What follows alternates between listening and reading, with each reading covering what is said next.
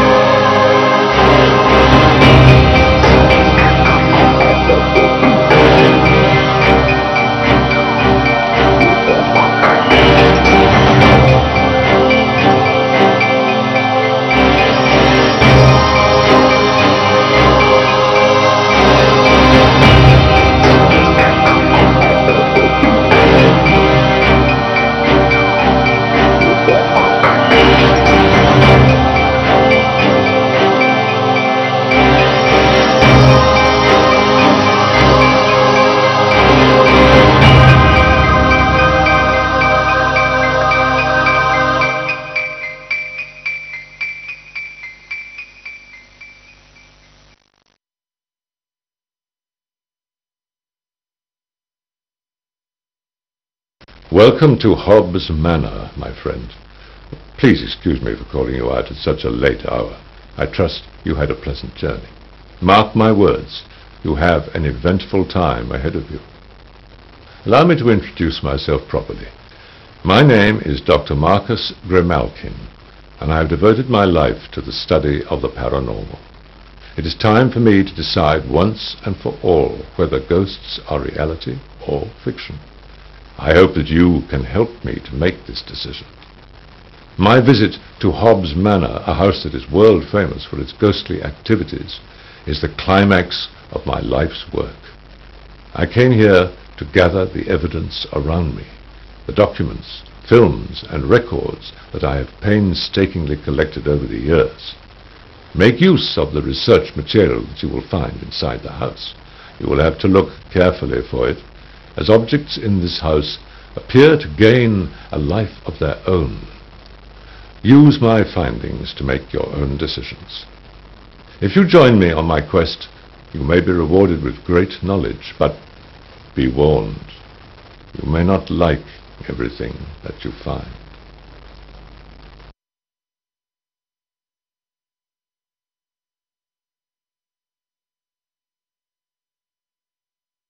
I couldn't help but notice that you were admiring this splendid carpet. Mr. Montague, a previous occupant, brought it back from a world cruise alongside many other treasures. He was a well-traveled man, both in this world and in others. This house has a strange history. Many people have lived here, but none have stayed for very long. It is constructed not just from bricks and mortar, but from mysteries and legends. Some say the spirits of the dead walk its rooms and hallways. You may be one of the chosen few who feel their presence. I couldn't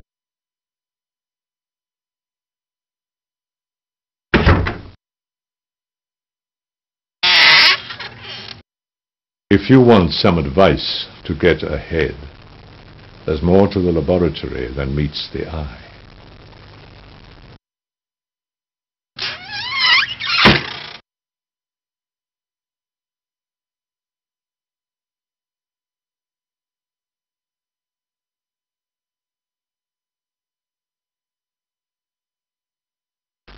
If you cross the North Downs in the county of Surrey, just east of Guildford, you will come to the tiny hamlet of Sheer. Continue south for another mile, and you will enter Hurt Wood, an ancient and lush forest on the edge of the Downs. Beneath its heavy canopy of oak and ash, deep in its wooded folds, a clear and tranquil pool will present itself, its banks lined with willow, its rim turning to moss. This is the silent pool of legend, whose lower depths hold a violent and brooding secret. In Saxon times, the silent pool was a godsend for weary travellers who chanced upon it when losing their way in the forest.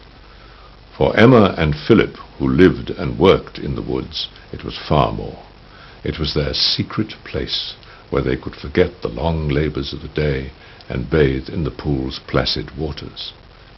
The daughter and son of Benjamin, the local woodsman, the pair were inseparable, and they had taken over many of the daily chores after the recent death of their mother. Emma, the eldest, was a striking beauty, who reminded Benjamin so much of his dear wife. Now approaching womanhood, she would soon marry and raise a family of her own. Philip was a lad of strong heart and limb and devoted to his sister. The household was beginning to recover from the grief that had stricken it earlier that year, when the appearance of a dark stranger changed their lives forever. On an uncommonly hot day in autumn, a finely attired nobleman, hopelessly lost and in need of a drink to slake his powerful thirst, stumbled upon the woodcutter's hut. Unprepared for such a visitor, but knowing the dangerous caprice of such men, Benjamin reluctantly entertained him, sharing what little refreshment he had with his taciturn guest. While Philip attended the patrician's steed, Emma served their uninvited caller the last of their water, and then eagerly took her leave to fetch more from her secret refuge. On arriving at the pool, flushed and breathless, Emma felt no compunction to hurry back, but instead disrobed and entered the water's cool, inviting embrace. So enchanted was she by the serene beauty of her surrounds that she failed to hear a horse approach until it was too late. The rider burst from the woods and reined in his steed at the water's edge, near Emma's discarded clothes, uttering not a word. It was her father's mysterious guest, and now she turned abruptly from him, clasping her hands around her naked frame. She pleaded with him for her garments, but the man made no move or sound, merely staring at her with an intensity that terrified Emma. And then, without warning, he spurred his mount into the pool towards her. Emma's pulse quickened, and she struggled further into the silent waters, though she could not swim. The stranger ignored her entreaties and drove his horse forward. Emma now feared for her life as much as her virtue, and so she waded even further into the pool, the waters growing darker and colder with every step, until her toes could no longer feel the bottom, and still the horseman advanced.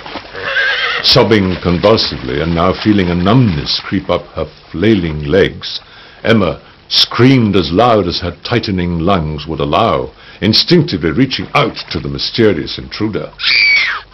The rider merely removed a glove and flung it with casual disdain in the direction of the drowning girl's outstretched hands.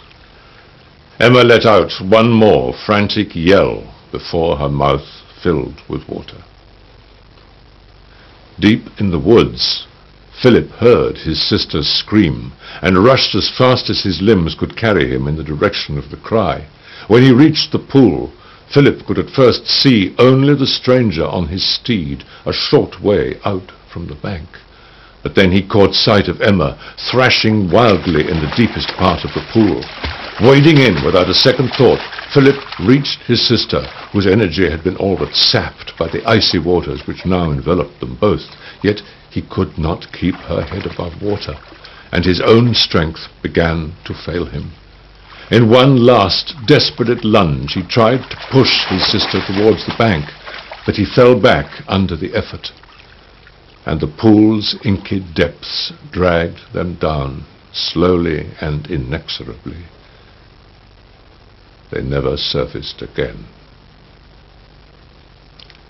The stranger scratched his beard idly, turned his horse, and rode off into the forest.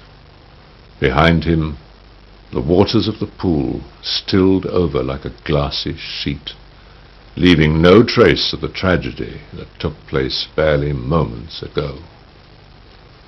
When his children did not return home that evening, Benjamin desperately searched for them in all the places he knew they liked to dally, and in time came upon the silent pool, but he could see nothing there, and returned home distraught and tired. He would redouble his efforts tomorrow. And so the woodsman continued his search, time and again returning to the pool, until, on one occasion, something caused him to linger by the bank. The noonday sun was just clearing the tops of the trees overhead, its rays playing across the becalmed surface of the pool, when Benjamin was momentarily blinded by the glint of something bright on the far bank. He hurried around to the other side, but when he got there, what he saw broke his heart, and he wept like a child. There before him, bobbing near the water's edge, were the pale, bloated bodies of his children, still bonded together after death. He waded in and began to pull them back out when he noticed, locked in Emma's frozen grip, a silver gauntlet, which had to be prized from her fingers for him to look at it more closely. Standing waist deep in the accursed pool were the bodies of his dead children floating beside him. Benjamin examined the crest on the glove, and his body shook with helpless rage. For the owner of the glove was not only the self-same lord to whom he gave succor some days before, but also none other than Prince John, Regent of England. His evil was beyond punishment by any other than God, the same God who had now taken his whole family from him. Do not tarry long at the edge of the silent pool, for you might witness the spirit of the drowning maiden rising from her watery grave, a chilling scream on her lips. There she will stare you dead in the eye, and in a heartbeat rush towards you across the pool's shimmering, hushed surface.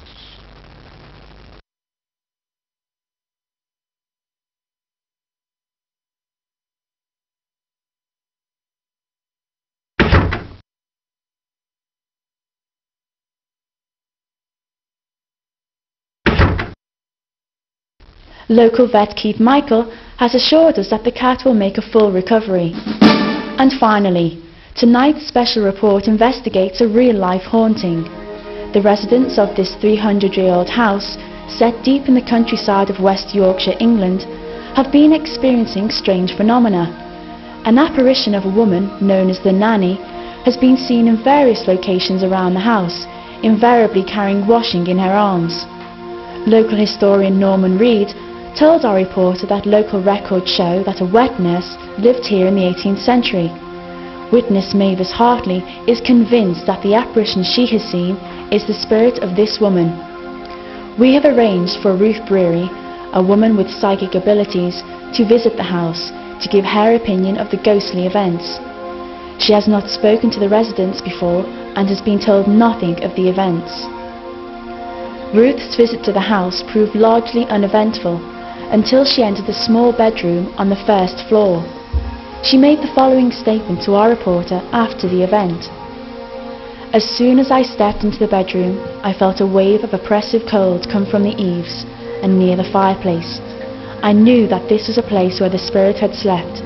I didn't need to see her to know she was there. You've been watching Viewpoint. I'm Ria Searcher. Good night.